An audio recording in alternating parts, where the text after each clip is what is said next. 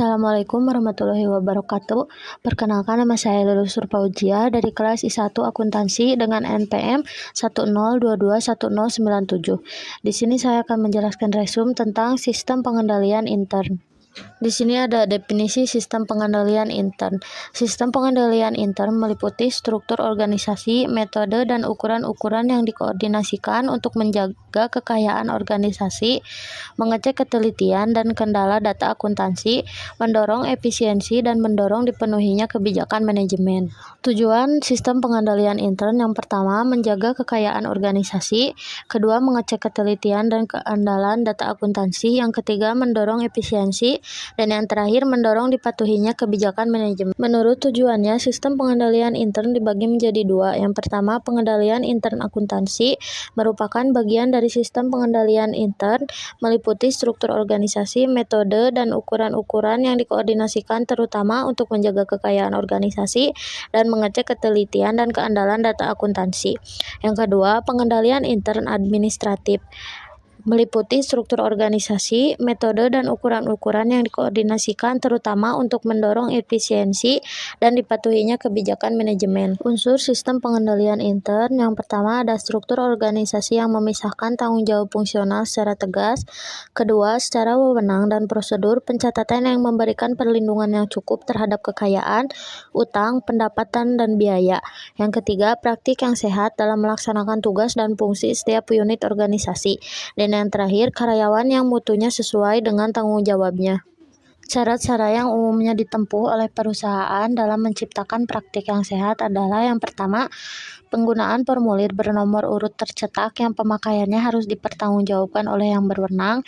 Kedua, memeriksa mendadak. Yang ketiga, setiap transaksi tidak boleh dilaksanakan dari awal sampai akhir oleh satu orang atau satu unit organisasi. Yang keempat, perputaran jabatan. Kelima, keharusan pengambilan cuti bagi karyawan yang berhak. Keenam, secara periodik diadakan pencocokan fisik kekayaan dengan catatannya.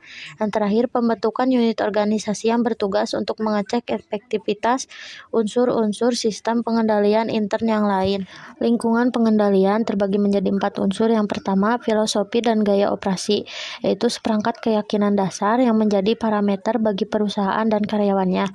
Yang kedua, berfungsinya Dewan Komisaris dan Komite Pemeriksaan, yaitu wakil pemegangan saham dan perusahaan berbadan hukum perseroan terbatas. Yang ketiga, metode pengendalian manajemen merupakan metode perencanaan dan pengendalian alokasi sumber daya perusahaan dalam mencapai tujuan perusahaan. Yang terakhir, kesadaran pengendalian dapat tercermin dari reaksi yang ditunjukkan oleh manajemen dari berbagai jenjang organisasi atas kelemahan pengendalian yang dituju oleh akuntan intern atau akuntan publik. Di sini ada tujuan pengendalian intern akuntansi. Yang pertama, menjaga kekayaan perusahaan. Kedua, mengecek ketelitian dan keandalan data akuntansi. Yang ketiga, pelaksanaan transaksi melalui sistem otorisasi yang telah ditetapkan. Dan yang terakhir, pencatatan transaksi yang terjadi dalam catatan akuntansi. Yang terakhir ada pengendalian intern akuntansi. Pengendalian detektif tidak akan mencegah terjadinya masalah, namun akan memberi petunjuk di mana letak terjadinya masalah. Contoh pengendalian detektif yang pertama adalah data transmission, kontrol register, kontrol total, dokumentasi dan testing. Yang terakhir penggunaan label dan output check. Demikian resume yang bisa saya jelaskan. Mohon maaf apabila banyak kekurangan. Assalamualaikum warahmatullahi wabarakatuh.